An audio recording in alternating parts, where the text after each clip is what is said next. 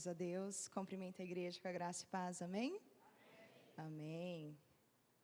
Como o meu tio já me apresentou, então vamos para o momento que mais nos interessa. Porque eu mesmo não tenho nada de bom para dar. Eu falo lá na igreja assim, olha, o que vocês verem de bom em mim é Jesus Cristo. O que você vê de ruim, que te chocar, sou eu mesma. É a minha natureza que eu estou matando aos poucos, todos os dias, que é o necessário. Amém? Amém. Que clamor lindo, que louvor maravilhoso. Como é bom estar num lugar onde nós invocamos a presença e o nome do Senhor, o nosso Deus.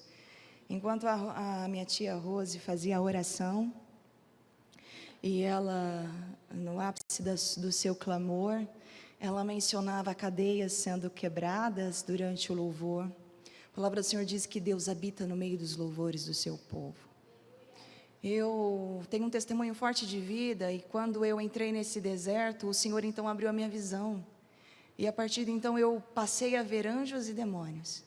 Antes da tia orar aqui esse clamor, eu vi carruagens dos céus descendo com anjos dos dois lados da igreja, com espadas de fogo, e ele falou, vou quebrar correias e cadeias nesta noite.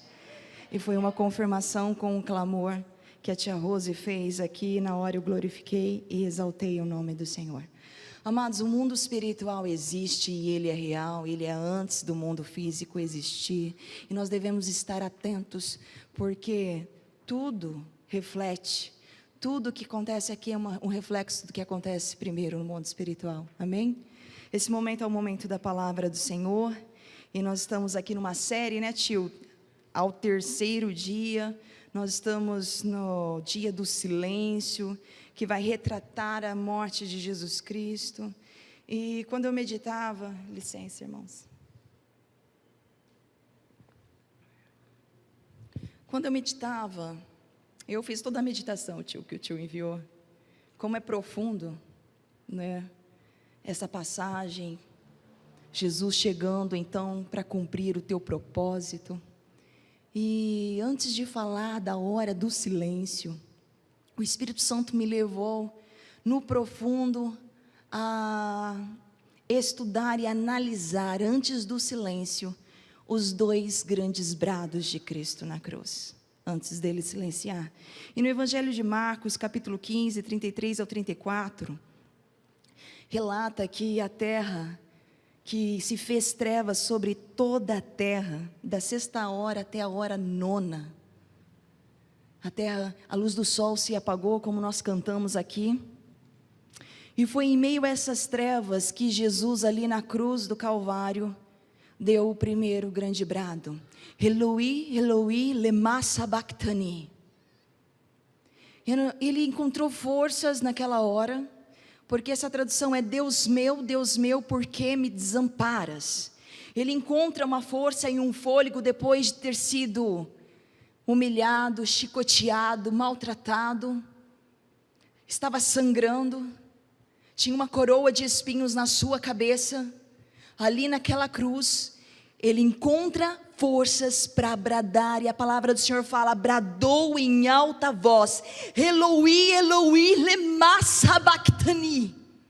Deus meu, por que me desamparas? Agora aquele quem o profeta Isaías havia profetizado em Isaías 53, 7, que como um cordeiro foi mudo em silêncio, levado ao matador, e como ovelha muda aos seus tosqueadores, ele não abriu a boca.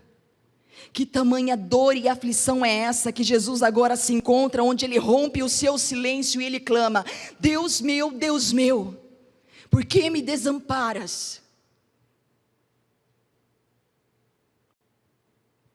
Nesse brado existe uma treva, uma escuridão que é impenetrável, mas no cerne deste brado também existe uma luz, como uma luz do sol que consegue ultrapassar densas nuvens num dia de tempestade. Existe força neste brado.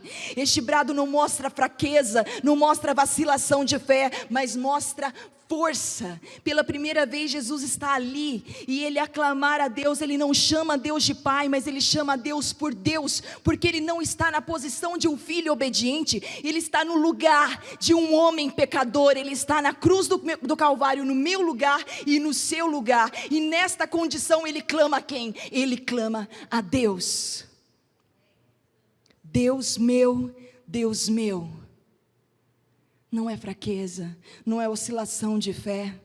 Ele está dizendo a Deus: eu sinto o seu abandono, eu sinto o seu desamparo, mas acima de tudo, tu és o meu Deus. Diferente de nós, igreja, que quando nós passamos por leves e momentâneas tribulações, nós começamos a vacilar na fé, e a fraquejar, e a pensar: onde está Deus? Deus não me ouve, Deus não me responde, Deus não se importa comigo. Eu quero te dizer que Deus está no mesmo lugar que Ele estava quando o Filho estava crucificado. Ele está sentado num trono de glória, e Ele é Deus no céu, Ele é Deus na terra, seja qual for a situação, Ele é Deus. Nós temos que ter esta fé inabalável diante das dificuldades da vida.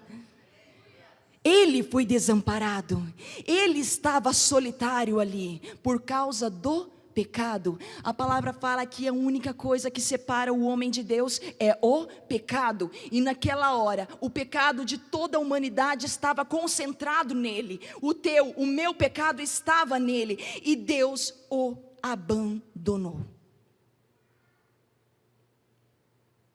Mas conosco é diferente. Conosco Ele falou assim: olha, eu morri abandonado, eu senti e enfrentei a morte sozinho, para que hoje você que crê em Jesus Cristo possa estar com Ele até a consumação do século. Por isso que Ele falou: eu estarei convosco até a consumação dos séculos. Então, no momento da dificuldade, no momento da dor, mesmo diante da morte, creia que Ele está com você. Eu já fui colocada em frente à morte, e nessa hora eu não vacilei. Tempos atrás, quando eu saí desse deserto que foi a minha vida, o Senhor levantou uma profeta e disse assim: olha, eu permiti Satanás tocar no seu corpo, e ele tocou e machucou muito. Permiti Satanás tocar na sua alma e trouxe feridas enormes, mas eu não permiti tocar no seu espírito. Porque o Espírito Santo é que nos fortalece nas nossas fraquezas, é Ele que nos assiste, é Ele que nos guarda. E nesta hora, Jesus não tinha mais o Espírito ali com Ele, porque Deus o abandonou. Você não conhece, nem eu conheço tamanha dor, e nós nunca vamos conhecer, porque o preço pago ali na cruz do Calvário foi para restaurar esta comunhão. Assim como Adão foi gerado por Deus Pai, gerado pelo poder do Espírito Santo, Deus ali, quando Ele cria a terra, Ele forma a terra, Ele planta um jardim, Ele prepara um habitat da presença, e depois Ele forma o homem. Façamos o homem. Quando Ele termina de fazer o homem, Ele sopra no homem o espírito, o fôlego de vida. Deus, que é um ser espiritual, o que sai dele? Alma e espírito. E Adão passa a ser alma vivente. E Adão tinha uma plena comunhão e perfeita comunhão. Deus vinha todos os dias falar com Adão, conversar com Adão, mas ele pecou. Ele pecou e foi expulso do lugar da presença. Ele foi expulso do Éden, que representa a presença de Deus. Agora Jesus, gerado, fruto do Espírito Santo, aquele em que uns dias antes falou aos seus discípulos assim: olha, quem me vê, vê o Pai. As palavras que eu digo são do Pai. As coisas que eu faço porque eu vejo o Pai fazendo. Eu e o Pai somos um. Falando da perfeita e plena comunhão que ele tinha com Deus, da unidade que ele tinha com Deus. Agora ele está ali, só e abandonado, e dá o seu brado: Eloi, Eloi, Deus meu, por que me desamparas? É certo que ele sabia o motivo do desamparo, é certo que ele sabia. O único momento de fraqueza que nós conhecemos pelo Evangelho é que quando naquela hora ali da cruz, ele fala duas palavras: tenho sede. De repente, a água da vida, a fonte de água viva, pede água. Ele se esvaziou de si. Ele estava sofrendo no deserto do abandono divino, experimentando esse deserto. Ele fala: tenho sede. A palavra do Senhor fala em Filipenses capítulo 2, versículo 7 e 8, que ele, mesmo sendo semelhante a Deus, viu que ser igual a Deus não era algo que ele devesse se apegar, mas a si mesmo se esvaziou. Ele não só deixou a sua glória no céu, a sua riqueza no céu, o seu poder, ele se tornou homem. E se tornando homem, se humilhou na forma de servo. Ele não veio um rei, ele não veio um governador, ele não veio um imperador, ele veio em forma de servo. E na forma de servo, ele se humilhou até a morte, e morte de cruz. A morte mais cruel da história da humanidade. A mais crucial, a mais humilhante. E ali naquela cruz ele não estava bradando: olha, porque Pedro me negou, porque Judas me traiu, porque os meus discípulos não estão aqui. Ele estava clamando: meu Deus, ele estava clamando a quem a ele realmente importa. Porque pessoas vão te trair, pessoas vão te abandonar, pessoas vão negar o teu caráter, mas você tem que se apegar em Deus e em sua palavra. Aleluia. O nosso Salvador chegou agora no seu destino, lugar mais escuro. Aquilo para que ele veio, a cruz. E foi por amor de mim, e foi por amor de você. Então ele dá o seu último grande brado: está consumado. Está consumado. Nesta hora é rasgado o escrito de dívida que tinha contra mim e contra você. Todos os homens que nasceram depois de Adão nasceram condenados ao inferno, condenados à morte. Mas nesta hora está consumado, está pago, está feito, está terminado. A luz se apaga e o Filho de Deus se silencia. A palavra do Senhor fala que a terra tremeu, sepulcros se abriram, e nesta hora era a hora que os sacerdotes estavam fazendo o sacrifício no templo, e eles viram o véu do templo, que tinha 18 metros de comprimento, se rasgar do alto a baixo. E neste momento você não sabe o pânico e o desespero que eles passaram nesta hora. Oh, o véu se rasgou, nossa, nós vamos morrer. De fato não, estamos vivos. O que aconteceu? Eles eram inteligentes o suficientes para entender o que estava acontecendo. Porque o que acontece? Lá em Mateus, o que fala em Mateus? Mateus fala que eles vão lá fazer um plano, né? E nós vamos chegar nessa parte. O véu do templo se rasgou.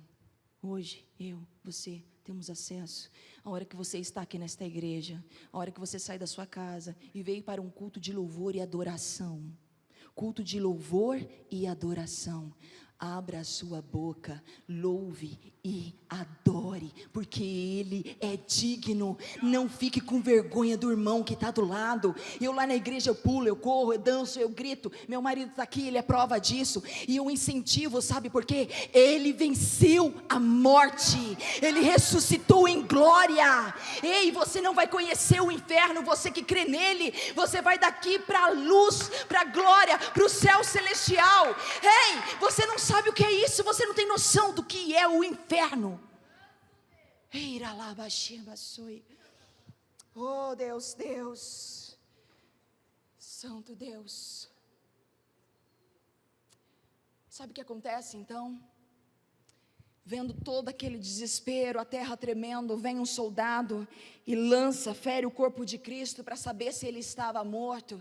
E aqui ao lado direito de Cristo Jesus, o que saiu? Água e sangue. Então, aqueles que se escondiam dos judeus, que iam ter com Jesus às escuras, a palavra do Senhor fala aqui, que José de Arimateia é um homem rico, poderoso, importante no Sinédrio. João fala que ele era justo e bom, que ele era um discípulo oculto de Jesus. Marcos fala que ele foi com ousadia a ter com Pilatos. Aquele que se envergonhava, que não deixava se transparecer, foi com ousadia perante a Pilatos pedir o corpo para ser sepultado. Cadê os discípulos de Jesus? Com medo, escondidos, temiam os judeus, temiam a crucificação. Quem sabe não vão nos crucificar juntamente com ele. Mas Deus não deixou. Deus levantou 2 homens. Nicodemos também foi. José de Arimateia comprou um tecido de linho fino para envolver o corpo de Cristo. Nicodemos levou 100 libras de nardo e óleo puro para perfumar o corpo de Cristo. E sabe quem estava lá? Atenção, mulheres. Sabe quem estava lá acompanhando para ver o que ia fazer com o corpo de Jesus? Sabe quem é que estava aos pés da cruz o tempo todo? As mulheres. Olha que coragem. Detalhe, irmãos, toda vez que Deus na Bíblia fala, seja forte e corajoso, Ele está falando para um homem, não é para uma mulher não. Porque nós é valente, não é não? Cadê as mulheres? Levanta a mão. A mulher valente, dá um glória a Deus aí. Elas estavam lá. Tanto é que eu acho lindo. Sabe o que eu acho lindo? Quando Jesus ressuscita, quem está lá chorando por Ele no jardim? Maria Madalena. Qual é a primeira palavra que sai da boca do Messias após ressurreto? Mulher, por que choras? Vocês perderam nessa. Essa vocês perderam. Está lá Maria, as mulheres que acompanharam a Jesus. Maria não podia deixá-lo. Ela foi liberta de 7 demônios, teve a vida transformada, teve a vida colocada de volta na sociedade, porque ela foi abandonada à margem, ao pecado. Ela era humilhada, envergonhada, ela era motivo de zombaria.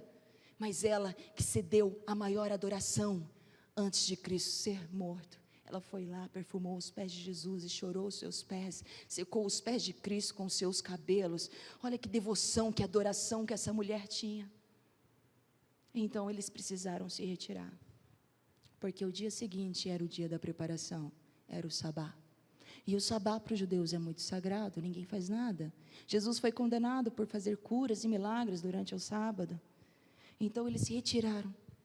E imagine você, se você fosse discípulo de Jesus Cristo, ou se você fosse a própria Maria Madalena e as outras que o serviam, nesse dia, nesse sábado, sem poder fazer nada para ocupar a sua mente, as dores e as alegrias, a alegria da saudade e a incerteza do que viria, o remorso da traição, da negação de Cristo, martelando na mente de Pedro, e Judas que se precipitou, já não era mais, já não existia. A dor, ela cresce no silêncio. E sabe o que os sacerdotes fizeram? Vendo todos os fatos e os acontecimentos, eles e os fariseus correram. Pilatos, olha, você lembra que aquele louco, aquele tumultuador, dizia que ao 3º dia ele ia ressuscitar? E quem sabe os discípulos deles não vão vir de noite e roubar o corpo e falar que ele ressuscitou. Então, para a gente resguardar que isso não aconteça, mande soldados vigiar o túmulo de Jesus, para que o segundo erro não seja maior que o primeiro. Eles reconheceram o erro e eles tremeram na base. Só que eu vou falar uma coisa: não existe força humana que pode parar o poder de Deus. Não existe força humana que trava os projetos de Deus na nossa vida. Não existe demônio nenhum que vai impedir a obra de Deus na minha e na tua vida. Ele venceu a morte. Ele venceu a morte, para que você hoje pudesse ter vida, e vida plena, nada pode parar a obra de Deus na sua vida. Às vezes você ouve do seu pai, da sua mãe: você não vai dar certo, não vai acontecer, você é fraco, você é pequeno, você não tem nada. Ei, se Deus falou que você é, que você pode. Você pode passar tudo com Ele, por Ele. Apóstolo Paulo dizia o quê? Em tudo eu me alegro no Senhor. Aprendi a ser feliz na escassez, na pobreza. Aprendi a ser feliz na abundância. Tudo posso naquele que me fortalece. Amados, ele enfrentou a morte na solidão, ele enfrentou o desamparo e o abandono de Deus, para que você pudesse estar com Ele todos os dias. Todos os dias. Ei, Deus, aleluia! Diferente dos discípulos que fugiram e correram por medo, depois que receberam o dom de Deus, enfrentaram a morte com ousadia. Paulo, né? Depois Jesus mudou o nome dele. Quando foi enfrentar a morte, ele falou: ei, morte para mim é lucro, e o viver é Cristo. Estevão, o primeiro mártir, quando lá anunciava o evangelho com ousadia, viu o céu aberto e a glória resplandeceu sobre a sua face. Que dizer de Ananias, Misael e Azarias? Em nenhuma passagem Deus se fez parecer, mas na hora que eles estavam na fornalha, Deus se deixou ver por todos no meio dela. Deus não abandona os seus filhos, os seus fiéis, na hora da tribulação. Isso não é do feitio do Senhor. Ele está junto com você.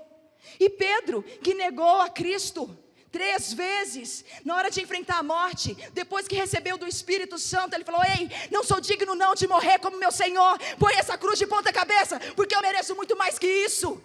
E nós, correndo do sacrifício, e nós deixando viva a nossa carne, a única coisa que deve ser sepultada com Cristo, e agora eu quero concluir, é a nossa carne.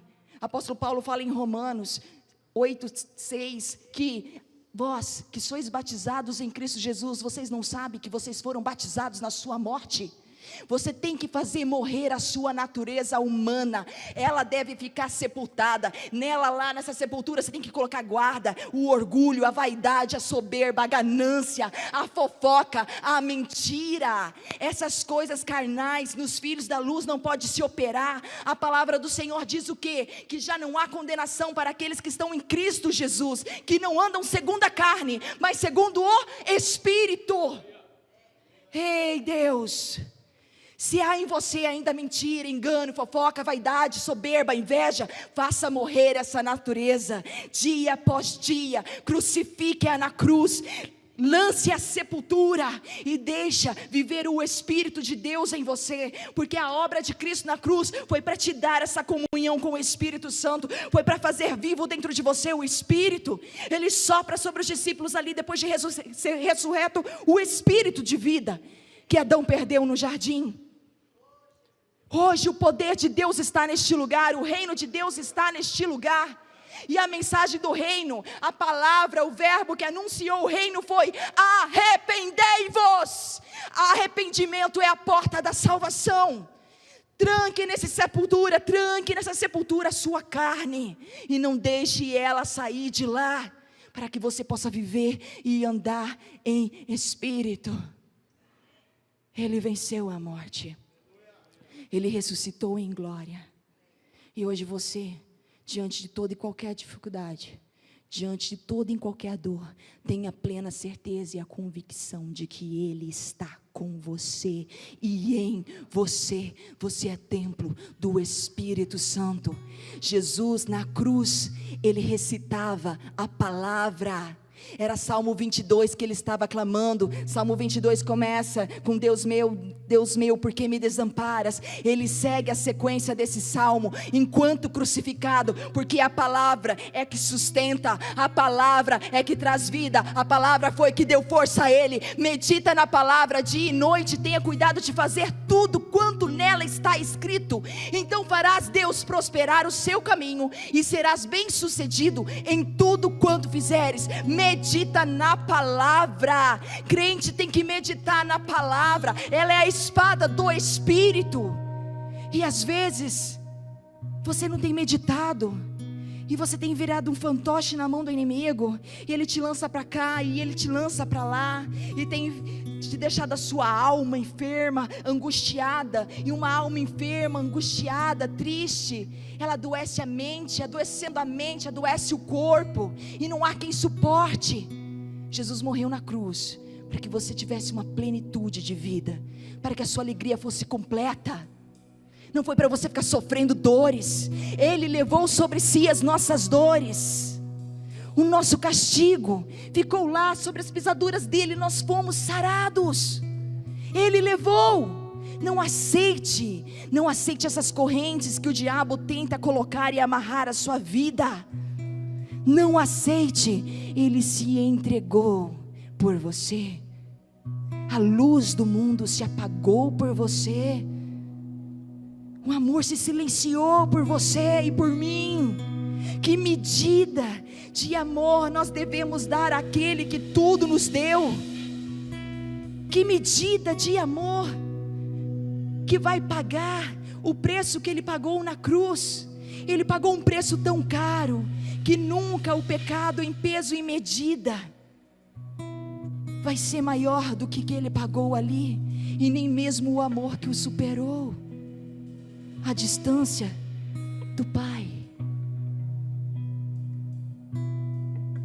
Às vezes você que está aqui está com a sua alma na sepultura. O inimigo enterrou os teus sonhos, os teus planos, os teus projetos, e ele tem posto guarda ali. Jesus disse: aquele que crê em mim, ainda que esteja morto, viverá. Oh, aleluia. Lázaro ouviu a voz de Deus. 4 dias, seu corpo já estava começando a apodrecer.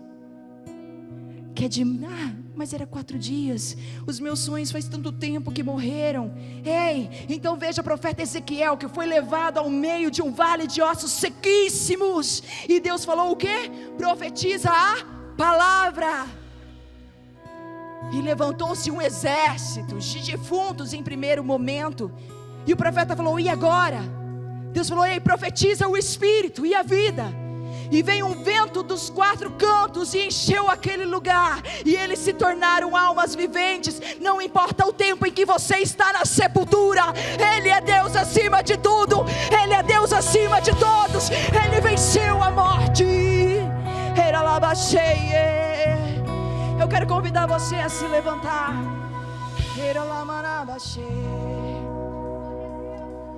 Amados, vou dar um testemunho aqui que cabe nesse lugar, que cabe nesta mensagem.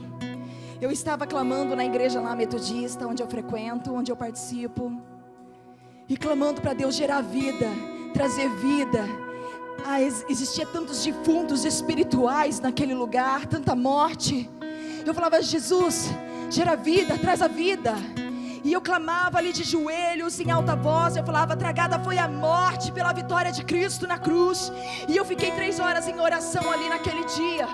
Quando eu fui para minha casa às 3 horas da manhã, de madrugada, um frio entrou no meu quarto, e eu senti a parte direita do meu corpo gelar.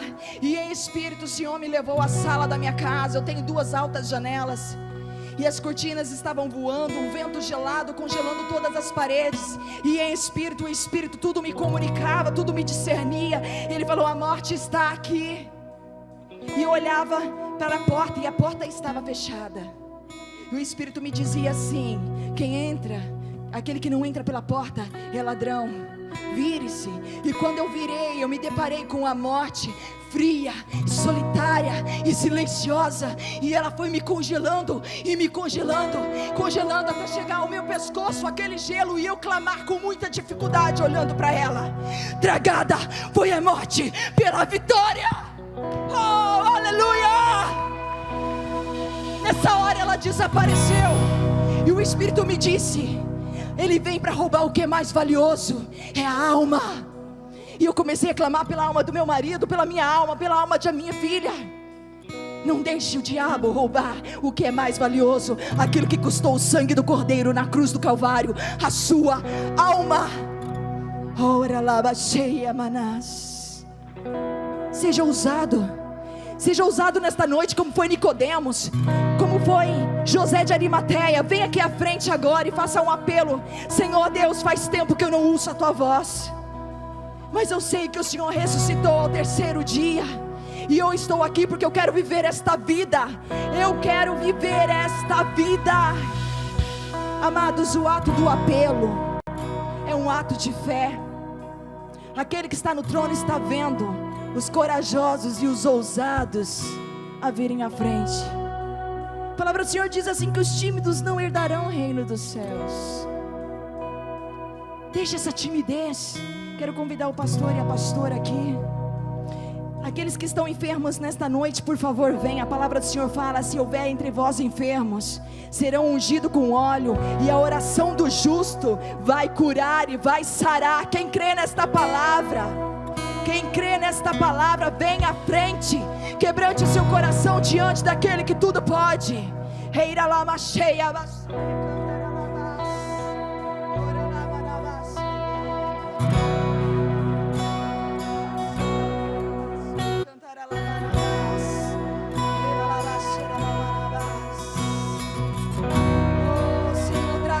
Nesta noite, Espírito de vida, Espírito de vida, Espírito de vida, sopra Espírito de vida.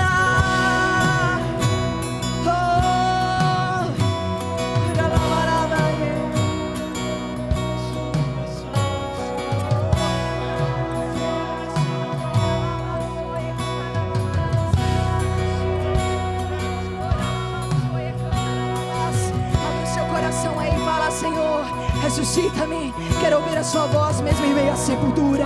Tira-me deste silêncio agonizante. Oh, leva minha alma